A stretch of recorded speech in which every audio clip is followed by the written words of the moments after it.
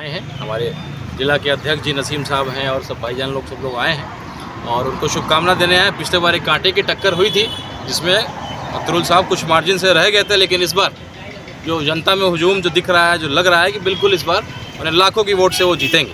मेरा नाम राणा रंजीत हुआ और मैं राजपूत बिरादरी से आता हूँ। एक पढ़ा लिखा व्यक्ति हूँ। जिस तरीके से डिवाइड एंड रूल की पॉलिसी करके कहीं ना कहीं अक़लियत के वोट को, आज अक़लियत के वोट की ताकत से आरजेडी का जो भी वजूद है वो अक़लियत की ताकत पे एम वाई कॉम्बिनेशन कहा जाता है। जहाँ वाई है वहाँ एम पीछे खड़ा रहता है, लेकिन जहाँ एम आता है, एम की बात होती है तो वाई जो है वो चला जाता है, उसका साथ नहीं निभाता है। और ख़ास करके साबुद्दीन साहब हम लोग के इलाके में बहुत प्रचलित नेता रहे, हमारे पिताजी के भी बहुत अच्छे मित्र रहे, तो उनके साथ जो उनके परिवार के साथ जो हुआ उसको लेकर के हम लोग को बहुत तकलीफ़ है। और हम लोग पढ़े लिखे लोग हैं। हम लोग ये जो राजनीतिक रोटी जो सेका जाता है हिंदू मुस्लिम को बांट करके, उल्टी सीधी चीज़ों में उलझा करके, विकास के मुद्दों की बात नहीं करना, जनहित की बात नहीं करना, इन जाति में धर्मों में लोगों को बांटना, तो हम पढ़े लिखे नौजवान हम जाग गए हैं। ओवैसी साहब पढ़े लिखे बैरिस्टर साहब जो लड़ाई लड़ते हैं सदन में, हम लोगों ने उनको सुना है। और मुझे लगता है कि आप उनको पसंद करें या ना पसंद करें, लेकिन उनकी बातों से आपको सहमत होना पड़ेगा, जो बातें वो कहते हैं। तो हम लोग पढ़े लिखे युवा इन चीज़ों में नहीं भटकने वाले हैं। जाति धर्म में हम लोग अच्छे पार्टी को, अच्छे जो हुकूम, जो अक़लियत की जो संख्या है, जो उसकी ताकत है, एक बार मौका है। चूँकि पिछले कई समय से बिहार में हम लोग किसी पार्टी की मजबूरी में, किसी के डर से उसको मदद कर रहे हैं, लेकिन इस बार जो है हम लोग अपनी ताकत को दिखाएंगे कि क्या हमारी ताकत है। सर, क्या आप MIM से चुनाव लड़ने वाले हैं? देखिए, MIM से चुनाव लड़ना नहीं लड़ना वो मेरा फैसला नहीं हो सकता है, लेकिन अख्तरुल साहब हमारे गार्जियन हैं, उनके नॉमिनेशन में मैं आया हूँ।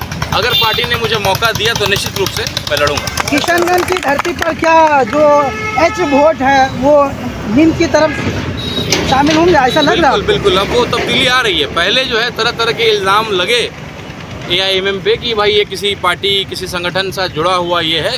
मीम जो नाम है वो चूँकि एक संगठन शुरू हुआ था एक समाज को लेकर के बेहतरी के लिए, और वो संगठन इतना बड़ा प्रारूप ले लेगा ये लोगों को नहीं मालूम था। उसके आगे फिर ऑल इंडिया लगा और लगातार अब देखिएगा, मैं हिंदू हूँ, मैं राजपूत समाज से आता हूँ। महाराणा प्रताप के सेनापति मुस्लिम थे, अकबर के सेनापति राजपूत थे, और हम दोनों का जो है, हम दोनों योद्धा रहे हैं, समाज के हित के लिए हमेशा लड़ाई लड़ा है, और दोनों समाज के खास करके हम लोग बहुत सम्मान करते हैं, खास करके मेरा समाज।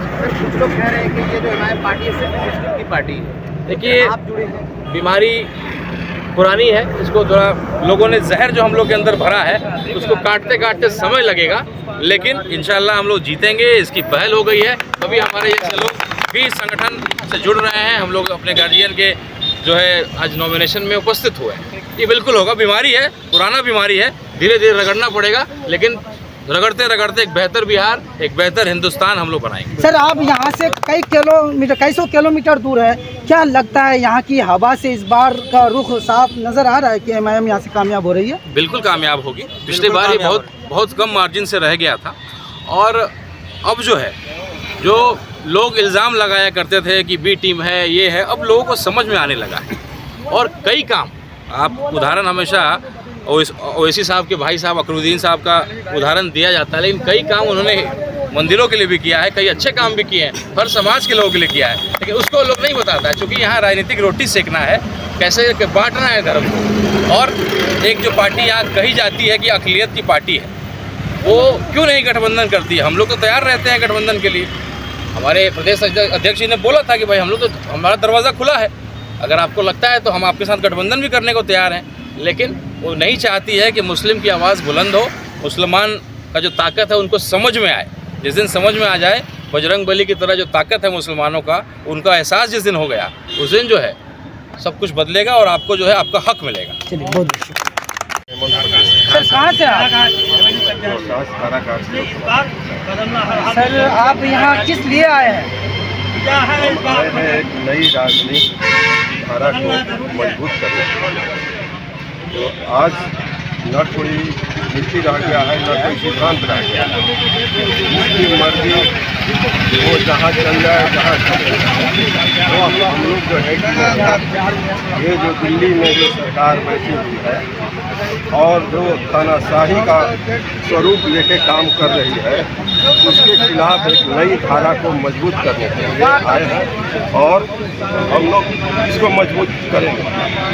पार्टियां और भी है, लेकिन एमआईएम पार्टी ही में आपको क्या चीज़ देखी जो आप इस पार्टी से ताल्लुक है? इसलिए कि इसके जो राष्ट्रीय अध्यक्ष और सदर हैं वो संविधान के प्रति समर्पित है और जो भी बातें उनकी होती है वो संविधान के तहत ही होती है और जो भी बातें रखते हैं और आगे भी उनका जो है कि नहीं, जो संविधान जो हमारे देश का एक मूल ग्रंथ है, उस ग्रंथ पर जो है कि नहीं बहुत ही कुठाराघात हो रहा है और आपके हमारे जो सदर हैं वो संवैधानिक बातें करते हैं, वो जल से मिले रहें चाहे कहीं भी रहें और जितनी पकड़ उनको है तो हम लोग चाहते हैं कि उनकी पार्टी में जो भारत का एक संविधान है जो कि छत बिछत हो रहा है, उसके लिए वो जो है कि नहीं वफादारी से अपना निभा रहे हैं। इसलिए हम लोगों को भी बहुत अच्छा लगा। हम लोग भी चाहते हैं कि ग्रंथ जो संविधान अम्बेडकर साहब ने जो हम लोगों को दिया है,